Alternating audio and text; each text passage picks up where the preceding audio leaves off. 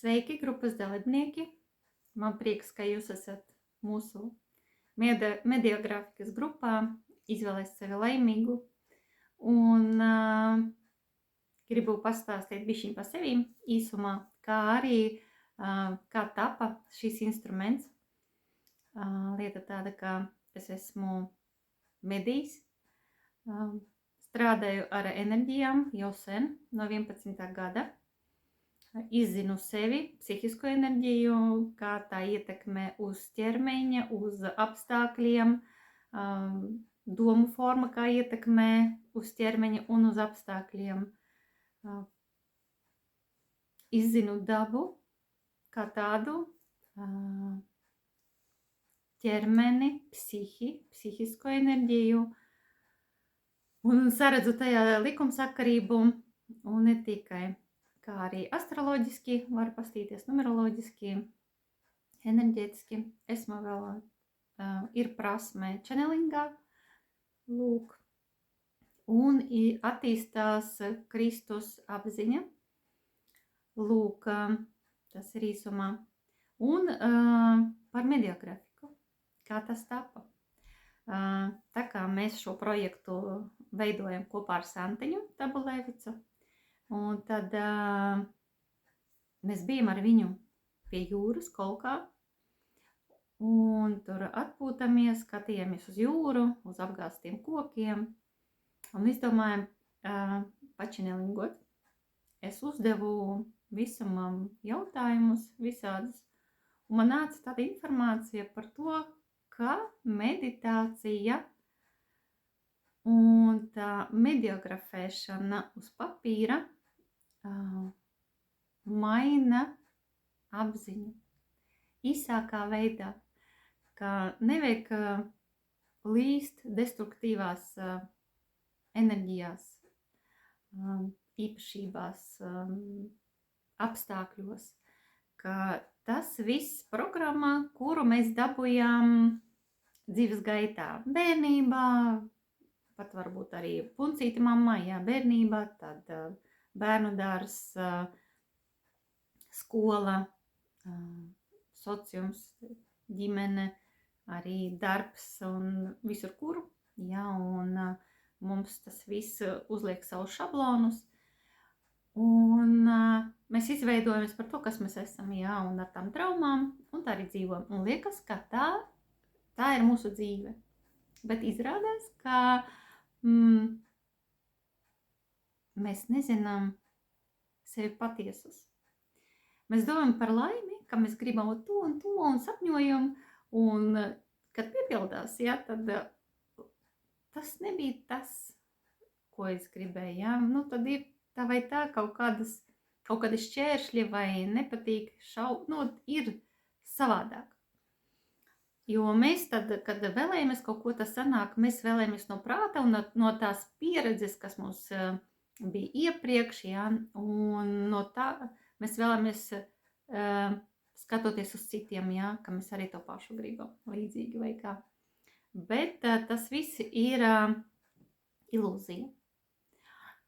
Īstenībā patiesais es un patiesā laime ir mūsos katram. Jūs to dzirdējat visur kur, jā, un liekas, jā, ir tā doma forma, ka laime ir tevī, jā, visa zināšanas ir tevī.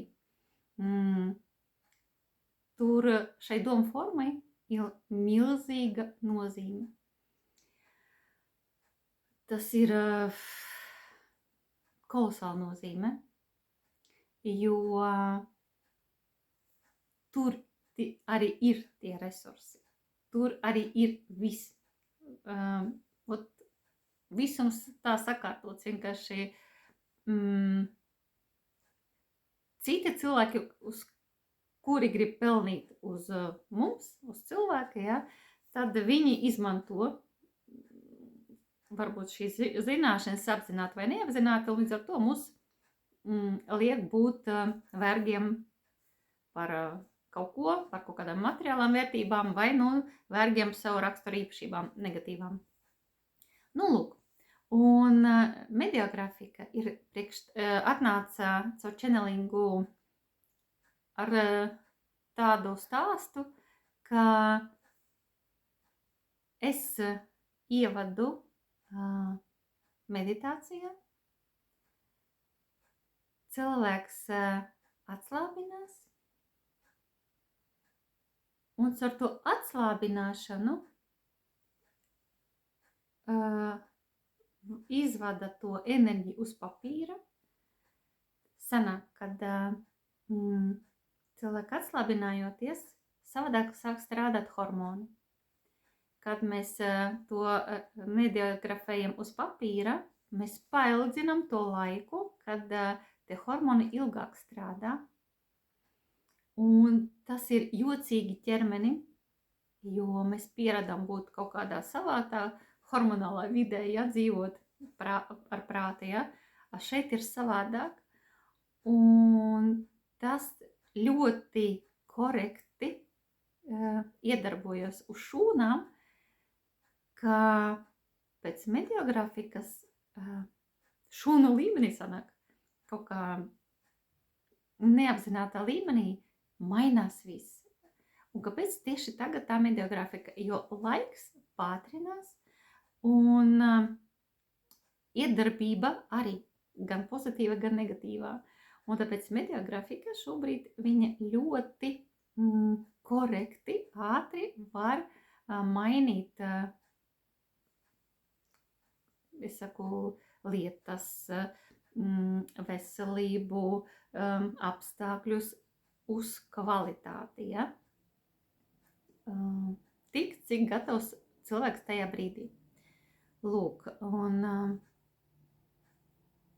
šī tāda informācija atnāca toreiz pie jūras kolkā, un mēs sākam praktizēt ar Santu, jā, es ļoti praktizēju šo, un redzu rezultātus, pozitīvus rezultātus, un tāpēc mēs izdomājam dalīties tagad plašumā ar šo instrumentu un dot iespējas katrai, kuri izvēlēsies izmantot šo, sevi izzināt savādāku.